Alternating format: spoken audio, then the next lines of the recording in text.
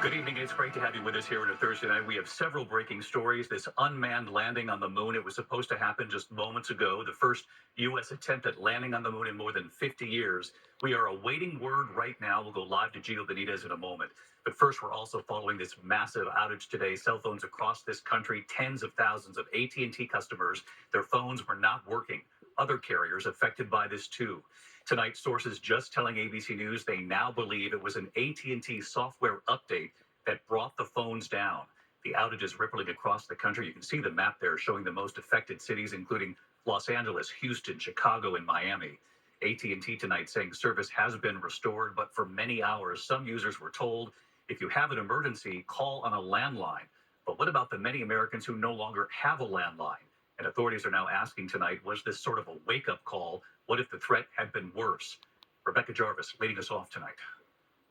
Tonight, multiple federal agencies, including the FBI and the FCC, are investigating after AT&T customers in major cities all over the country, from LA to Dallas to Chicago, lost cell service. I woke up around 3 o'clock and I checked my phone and it said SOS only. The outage affected emergency services in multiple states, with callers having problems getting through to 911. San Francisco's fire department telling callers having issues to use a landline.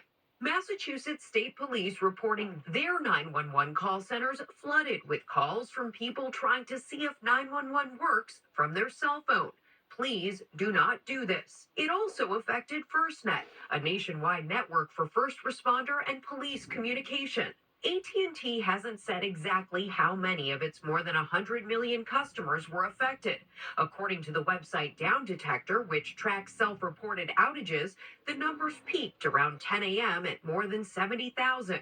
But that's just cases reported directly to the website. Down Detector also reported outages from T-Mobile and Verizon, but both those companies say they're operating normally and blame the reports on failed calls from their customers to AT&T users. So let's get right to Rebecca Jarvis with us tonight. Rebecca, sources telling us that this was a software update that malfunctioned, affecting tens of thousands, perhaps even more. And all of these concerns today, because people were told to use landlines if there's an emergency, concerns that this could have been far worse in this country, particularly because so many people don't even have a landline anymore.